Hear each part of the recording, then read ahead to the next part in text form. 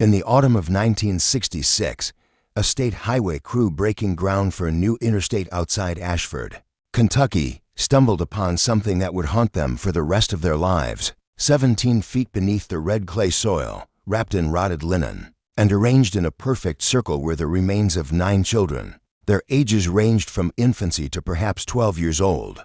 But it wasn't the discovery itself that shook the workers to their core. It was what the coroner found when he examined the bodies. Each child bore the same distinctive birthmark on their left shoulder blade, a crescent moon cradling 3 stars, and each child had died exactly 100 years apart. The oldest in 1766, the youngest in 1866. The state sealed the files within 72 hours. The workers were paid to forget. The coroner resigned and never spoke of it again. But someone remembered. Someone always remembers. And what they remembered led back to a family that should not exist. A bloodline that bought their future by sacrificing their past. Hello everyone. Before we start, make sure to like and subscribe to the channel and leave a comment with where you're from and what time you're watching. That way YouTube will keep showing you stories just like this one. The Winfield name appears in colonial records as early as 1723, when a man named Josiah Winfield purchased 200 acres of land in what would become Harlan County, Kentucky. He arrived with no wife, no children, no past. Town records describe him as a physician. Though no one could recall where he'd studied medicine, he was welcomed nonetheless. Frontier communities didn't ask too many questions of men who could set bones and brew remedies from roots and bark. But Josiah Winfield had not come to heal. He had come to build something that would outlast death itself. By 1730, Winfield had married a local woman named Constance Merritt, the daughter of a Presbyterian minister. Within a year, she bore him a son, Samuel, then another son, Elias, then a daughter, Abigail. For more children followed in quick succession. The Winfield household swelled with life, with laughter, with the promise of legacy. Neighbors remarked on how blessed Josiah seemed, how his crops never failed, how his livestock never sickened, how he never aged a day past 40, even as his wife's face grew lined and her hands grew gnarled. Constance died in 1744. She was 38 years old. Her death certificate listed the cause as melancholia, but her sister would later write in a private letter that Constance had tried to leave Josiah 3 times, and each time one of her children fell gravely ill.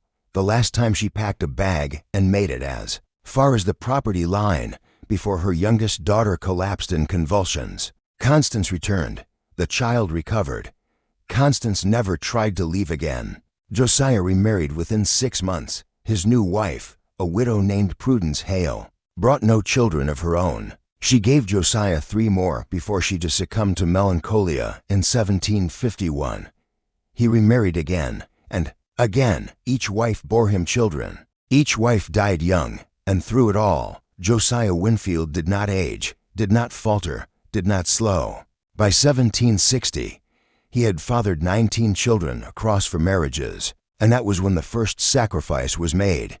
The infant was named Mercy.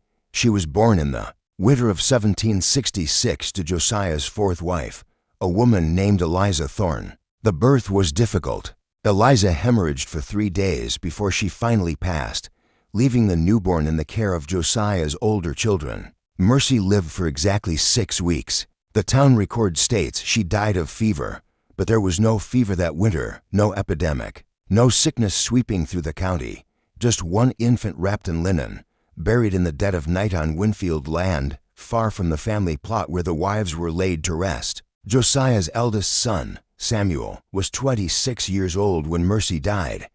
He had begun keeping a journal, fragments of which would surface nearly 2 centuries later in an estate sale outside Lexington. The entries are sporadic, written in a cramped, fevered hand. In one dated March of 1767, Samuel writes, "Father has made a bargain I cannot comprehend." He speaks of time as though it were a river he has learned to dam. He says, "We are blessed, but I have seen what he buries beneath the old oak. I have seen the marks he carves into their skin before the earth takes them. This is not blessing. This is purchase." Samuel disappeared in 1768. No record of his death exists. No grave was ever marked. His name simply vanishes from all family documents after that year, as though he had been carefully erased. But his journal survived, hidden in a false bottom of a traveling trunk that passed through 6 generations before anyone thought to look inside. What Samuel had witnessed was the beginning of a pattern that would repeat itself with mechanical precision for the next century. Every 100 years, a Winfield child would die in infancy or early childhood. Every 100 years, the family would bury that child far from prying eyes. And every 100 years, the surviving Winfields would continue to thrive in ways that defied natural law. They accumulated land, wealth, influence. Men who should have been dead from old age continued to walk the earth with the vigor of youth. Women who should have been barren bore children into their 50s. The Winfield bloodline did not weaken. It compounded, and the price for that strength was paid in the small, cold bodies of children who never saw their first birthday. By 1866, the family had grown into a sprawling dynasty. They owned coal mines, textile mills, logging operations across 3 states. They married into political families, banking families, railroad families. The Winfield name appeared on deeds and diplomas, on courthouse records and church registries. They had become untouchable. And in that year, another child died. A boy named Thomas, age 9 months. Cause of death, undetermined, buried at night, alone. The pattern should have continued. Another century, another child, another silent burial beneath the Kentucky soil. But something went wrong in 1966, or perhaps something went right, depending on how you measure the cost of breaking a curse that was never meant to be broken. The highway crew that discovered the bodies was led by a foreman named Dale Hutchins, a Korean War veteran who had seen enough death to recognize when something was profoundly unnatural. He was the one who noticed the birthmarks first before the coroner arrived. He was the one who saw that the children had been arranged in a specific pattern, their heads pointing toward a center point where the soil was darker, richer, as though something had been feeding there for generations. And he was the one who made the call to the state police instead of the local sheriff, a decision that likely saved his life. The local sheriff was a man named Vernon Cobb. His mother had been a Winfield. His grandmother had been a Winfield. He arrived at the site within an hour of the discovery before the state police, and he arrived with instructions. The site was to be cleared immediately. The remains were to be transported to the county morgue. No photographs were to be taken. No press was to be notified. Dale Hutchins refused. He had already called Frankfurt.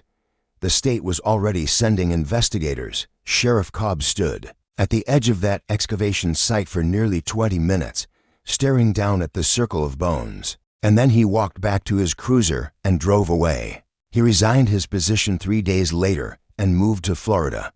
He died of a heart attack in 1971. He was 42 years old. The coroner who examined the remains was Dr. Philip Marsh, a man with 30 years of experience and a reputation for thoroughness that bordered on obsession. He spent 6 days with those bodies. He documented every bone, every tooth, every fragment of cloth. And what he found should have been impossible. The remains had been buried at different times. That much was clear from the soil stratification and the rate of decomposition. But the manner of death was identical in every case. Each child had died from acute cardiac arrest. No disease, no trauma, no poison that he could detect. Their hearts had simply stopped all at once, as though someone had reached into their chests and switched them off. Dr. Marsh wrote a 7 3-page report. He submitted it to the state medical examiner's office on November 18, 1966. The report was classified within 48 hours. Dr. Marsh was called to a meeting in Louisville. He returned to his office, boxed up his files, and tendered his resignation effective immediately. He never practiced medicine again. In a letter to his daughter written 20 years later and discovered after his death, he wrote only this: "There are families in this country who have made agreements that predate the Constitution. I was shown proof. I was shown names. I was told that some doors once opened can never be closed. I chose to walk away. I suggest you do the same if you ever hear the name Winfield." The Winfield family in 1966 consisted of 47 living members spread across Kentucky, Virginia, and Tennessee. They had evolved with the times, no longer frontier physicians and land speculators, They were now attorneys, state legislators,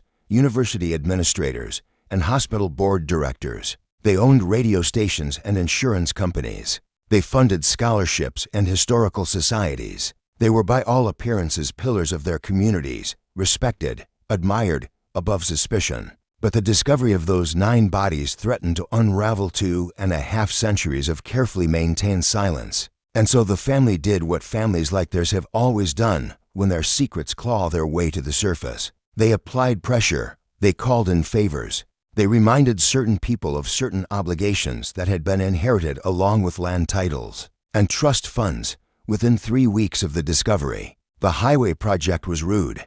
The excavation site was filled in and paved over, becoming part of a rest stop parking lot that still exists today, 20 miles outside Ashford on Interstate 75. The 9 sets of remains were cremated by order of the State Health Department, cited as a public health precaution due to unidentified contamination in the soil. The cremation was carried out by a funeral home in Lexington owned by a man whose grandmother had been a Winfield. The ashes were never claimed. They were scattered in an unmarked location that no record identifies.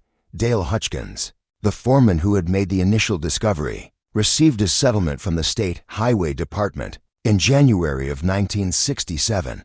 The amount was never disclosed, but Hutchins purchased a 200-acre farm in Indiana and retired at age 41. He gave one interview to a local newspaper in 1983, 16 years after the incident. When asked about what he had found that day in '66, he said only this: "I dug up something that should have stayed buried. Not the children. They deserved better. I mean the truth. Some families in this country have been around so long they've become part of the ground itself. You can't pull them up without pulling up everything around them. I took money to forget, but I never forgot. I see those little skulls every time I close my eyes, and I see the marks on their shoulders. Someone carved those marks into them after they died. Someone wanted them branded for whatever comes next." The reporter who conducted that interview tried to follow up, tried to dig deeper into the story. His editor killed the piece. The reporter quit 3 months later and moved to Oregon. The newspaper went bankrupt in 1987.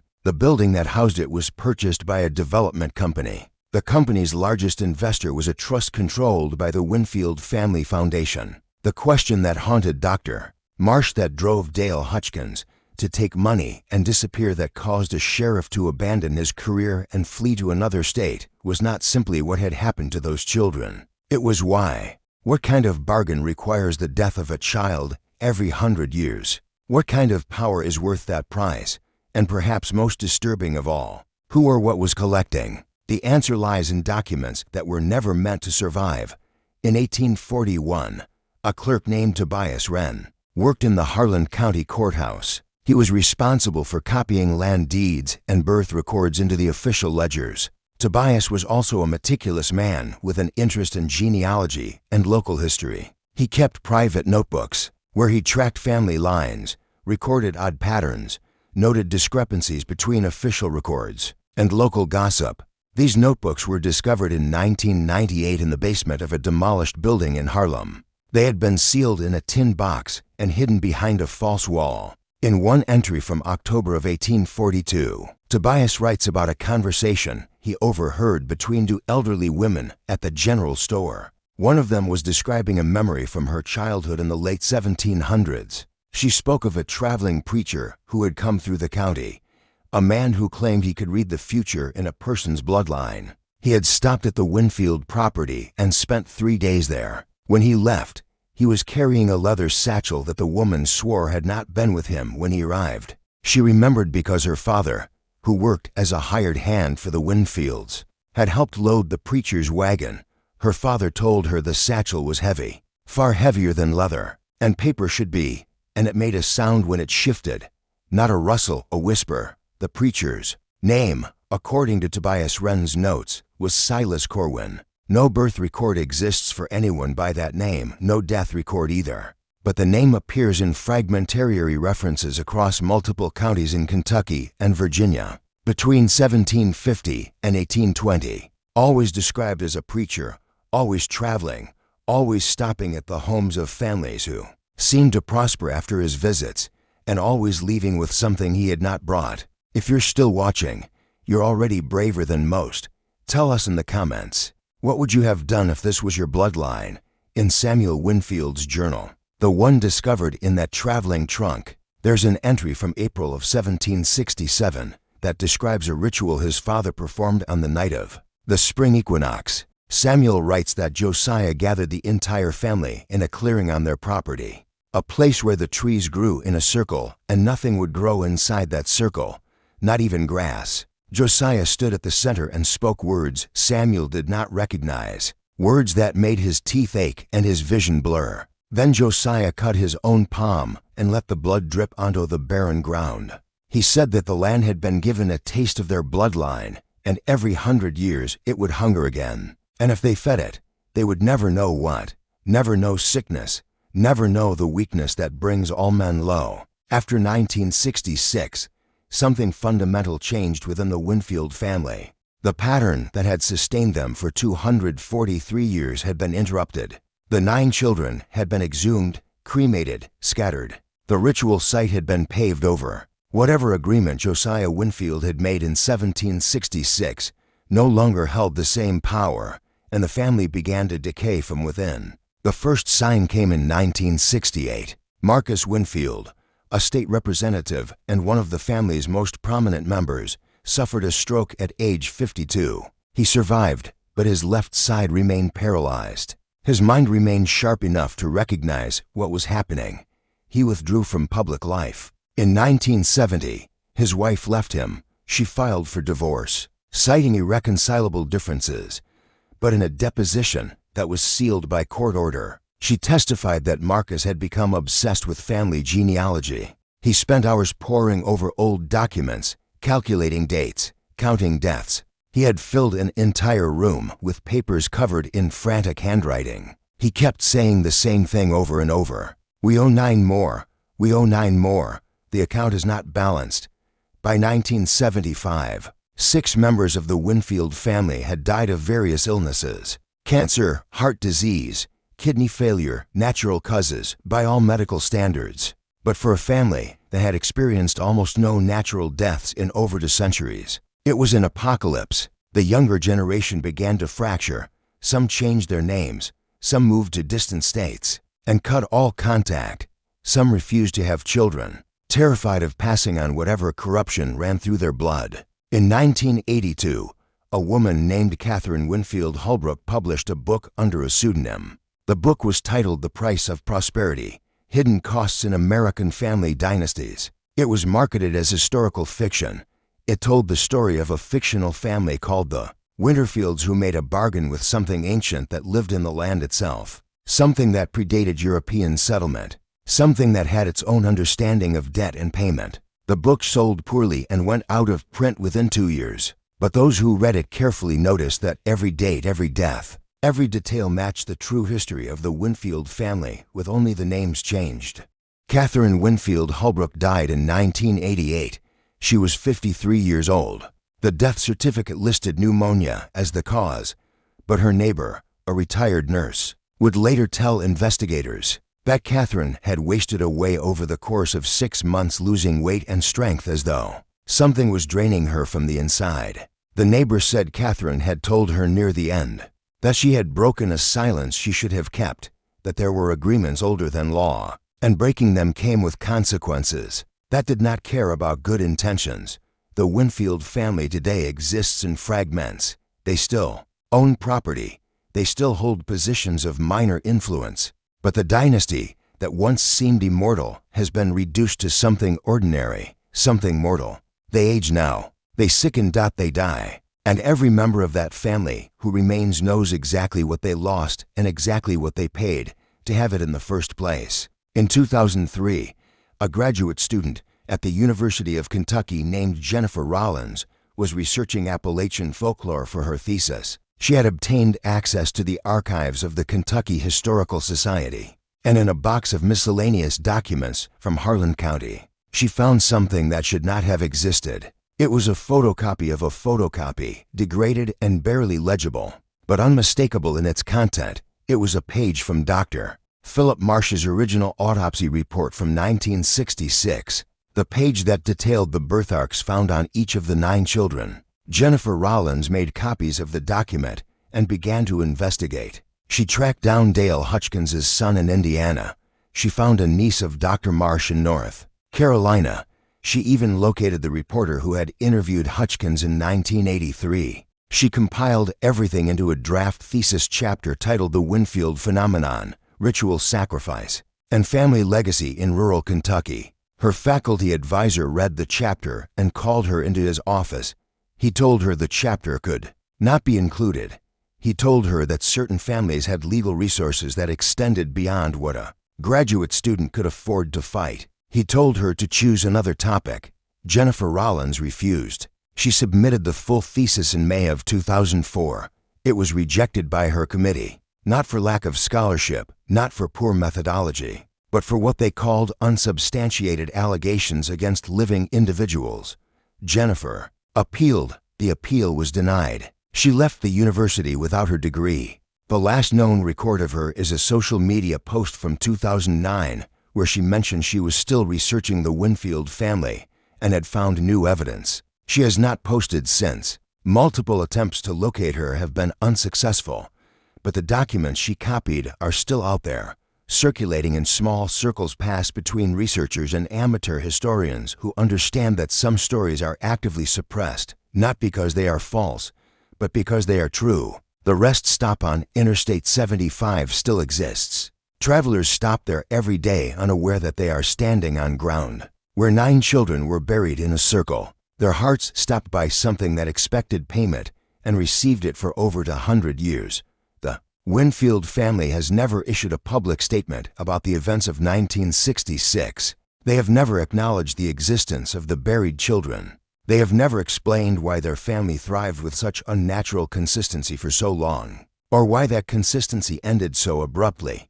They simply continue to exist, diminished and mortal, carrying a history they cannot speak and a debt they can never fully repay. In 2019, the rest stop was scheduled for renovation.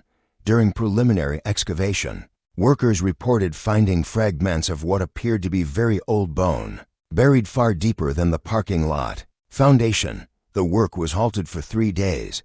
A state archaeologist was called in. He examined the site, filed a report, and declared the fragments to be animal remains of no historical significance. The renovation continued. The parking lot was expanded. The earth was sealed once more. Some agreements, it seems, do not end simply because the payments stop. They linger in the soil. They wait in the bloodlines. They persist in the silence of families who know exactly what their ancestors did and understand that speaking that truth aloud would cost more than any of them are willing to pay. The Winfield children are gone. Their bones are ash. Their names are forgotten. But the mark on their shoulders, that crescent moon cradling 3 stars, still appears in the nightmares of those who saw it. And in the quiet moments when the wind moves through the Kentucky hills, there are those who swear they can still hear children whispering beneath the ground, asking when the debt will finally be paid in full. The answer, of course, is never. Some prices are paid across generations. Some bargains outlive the people who made them. And some families learn too late that immortality is not a gift, it is a loan.